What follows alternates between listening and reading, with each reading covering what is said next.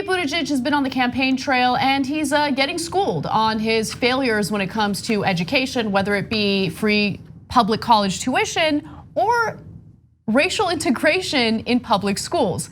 Now, no one admits his failures on the campaign trail more than Pete Buttigieg, and for some reason, he doesn't pay the consequences for it. Here's a recent example. Here he is speaking to, he was in, I believe, North Carolina, speaking to Reverend William Barber. Take a look. I have to confess that I was slow to realize I worked for years under the illusion that our schools in my city were integrated because they had to be, because of a court order. But what I slowly realized was that while that was true within the limits of the South Bend Community School District as they were drawn, if you looked at the county, almost all of the diversity of our youth was in a single school district, which is ours. So he's admitting that he was slow to realize that the schools were actually pretty segregated. Very slowly, he repeated that twice. Yeah. He should live in South Carolina. I mean, that's the only way, like, he should spend the rest of his campaign in South Carolina. It's the only way he has a chance at the nomination to make a tiny bit of inroads with black voters. See, so he's polling sometimes at 0% in South Carolina with African-American voters. Marianne Williamson is kicking his ass in South Carolina with African-American voters, that's true. But I almost thought you were gonna say, Emma, that he should live in South Bend so that he might be able to figure out what the hell's going on in his hometown. You've been mayor since what, 2012? And you just figured out that the schools are not integrated? I mean, think about that, that's a stunning admission. I have the what if Bernie rule now, hashtag WIBR, Wibber. Okay, if Bernie 8 years in or 7 years in to being mayor of Burlington was like, oh, I didn't know the schools were not segregated. Oh, it turns out black people have problems in our schools and their schools are very poorly funded. I didn't bother looking into that. Are you kidding me? They would have shredded them. Shredded them. And this is now the second time that Buttigieg has admitted very publicly that he has failed when it comes to racial issues. The first time was on the debate stage when he was asked specifically about racism in South Bend within the police department. And he confessed that he hadn't done enough.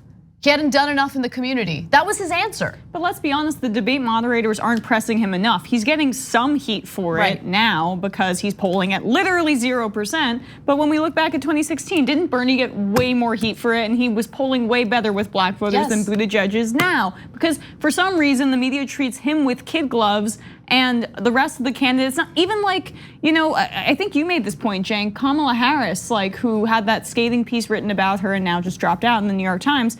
Like she was an establishment candidate that the media was okay with kicking, but for some reason Buttigieg, they're so against going after him on very significant policy issues, like that clip of him in February saying that Medicare for all is the compromised position. Why has that not come up in any debate whatsoever when all they want to talk about is Medicare for all? And then he says, oh, Medicare for all, who want it? I don't want to go off on a tangent here, but like this is also what happens when you're bred in a lab to be a politician and you're a Harvard Rhodes Scholar and you do all the right things and you're in it for the power only as opposed to actually representing your community in South Bend. Right. Well, the reason that some media organizations like the New York Times are in love with Pete Buttigieg is because he is in their exact subculture. Exactly. Right. So in this case, it's not about the money as much as the intellectual elitism.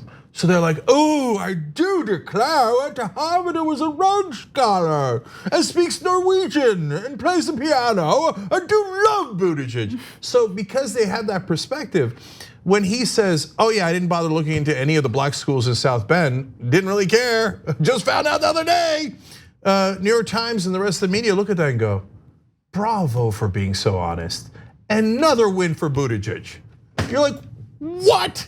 Any other candidate would have been eviscerated for that. And it doesn't matter because he's smart, but he says nothing at all. And that's the thing that bothers me so much. The elitist left fetishizes intelligence, but it doesn't matter what you say. It doesn't matter what you say. You just got to be smart and you go to a good institution and then you check all the boxes for them. But Emma, that's such a great point because ironically, as they fetishize intelligence, they don't care to be intelligent themselves. Now that's a heavy criticism, but it's merited. So they're like, well, he sounds really intelligent. I don't know what he's saying though, but I like it. if you were really intelligent, wouldn't you care a lot about what he's actually saying? Does his policy change, as it clearly did on Medicare for All? Wouldn't you care about that? What is his actual policy stance on any of these issues? As he talks in a way that seems to try to appeal to all sides. And then they look at that and they go, oh, what a great politician. So, he's saying everything that everybody wants to hear. No, that also means the other way of looking at it is he's not being honest. So in an interview with Vice, he was actually asked about the fact that he doesn't really say anything when he's talking. And so let's hear what his answer is. On the one hand, you definitely speak very progressively, but you don't have like a lot of super specific policy ideas. Yeah, part of where the left and the center left have gone wrong is we've been so policy led that we haven't been as philosophical. We like to think of ourselves as the intellectual ones, but the truth is the right has done a better job in my lifetime of connecting up its philosophy and its values to its politics. Right now, I think we need to articulate the values, lay out our philosophical commitments, and then develop policies off of that. And I'm working very hard not to put the cart before the horse. Is there time for that? You know, they want the list. They want to know exactly what you're going to do. I think it can actually be a little bit dishonest to think you have it all figured out on day one. But here's the problem. I mean, he hasn't said anything specific when it comes to his philosophical values either. What are his philosophical values? Who is Pete Buttigieg and what does he bring to the table other than, the cutesy stuff about how he can speak various languages and went to a fancy school? Other than Pete for all who want it. That's a great line. So, but that was almost like a sketch out of Saturday Night Live. I know, that was pretty amazing. There's a criticism that you don't say anything specific in terms of policy points. Right, that's why I'd like to talk about philosophy and values. But wait a minute, that's not specific policy points at all. That's right. Because I think that philosophy and values are important. He doesn't like to put the cart before the horse. But pretending as if that's a political advantage. Remember in like 2009 or whatever, when Bill O'Reilly was talking about how Obama loved philosophers? Like, since when did philosophy actually matter to anyone except your political?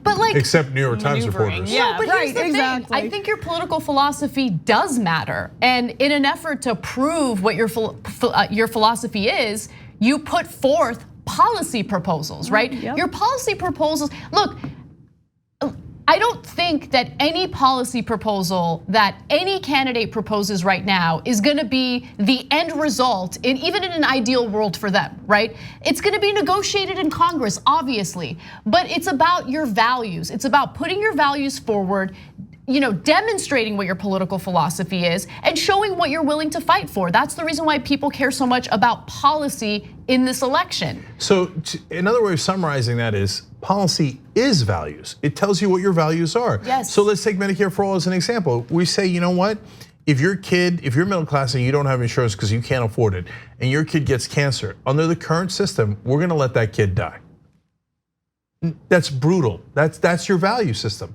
And Bernie Sanders, and to some degree now Elizabeth Warren, are saying, no, we're not gonna let him die. We're gonna give healthcare to everybody. Buttigieg says, well, Medicare for All for those who want it. No, wait a minute. That still maintains this system of copays, premiums, deductibles. You could either pay to private insurance or to the government. It'll still bankrupt you, right?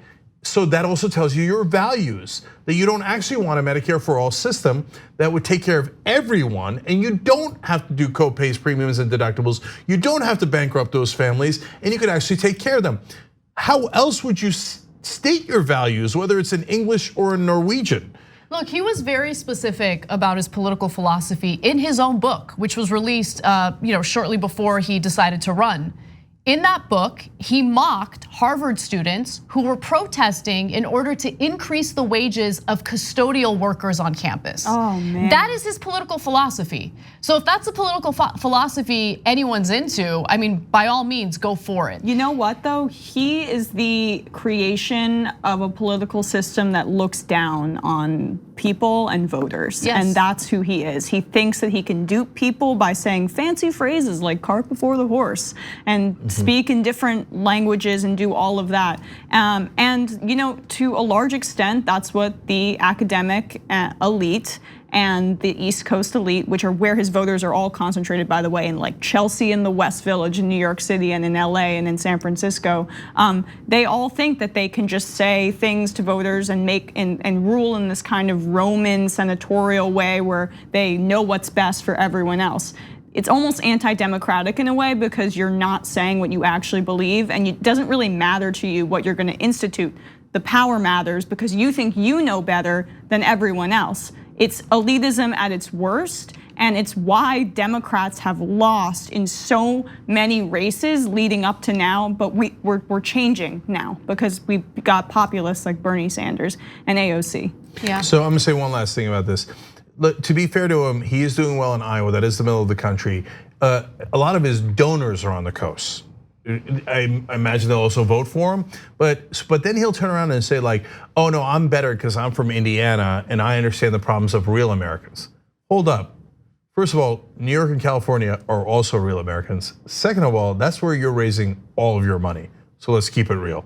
Okay, those are the people that are actually powering your campaign. And then lastly, there's also a culture of cynicism in the mainstream media. So they think anyone who cares about issues is naive and a bit of a rube, like issues. No, so us sophisticated people know that all the politicians don't care about issues and nothing's ever gonna get done. We're so sophisticated. So for them, Buttigieg being an empty vessel is not the bug, it's the feature. So if you are an intellectual elite on the coast who's deeply cynical and doesn't care about the issues at all, Pete Buttigieg is the perfect candidate for you. He's almost built for the mainstream media. So that is why it's unsurprising that he's gotten almost no criticism whatsoever from them, as others have been attacked nonstop in this campaign. Thanks for watching the Young Turks, really appreciate it. Another way to show support is through YouTube memberships. You'll get to interact with us more. There's live chat emojis, badges. You've got emojis of me, Anna, John, JR, so those are super fun. But you also get playback of our exclusive member-only shows and specials right after they air. So all of that, all you gotta do is click that join button right underneath the video. Thank you.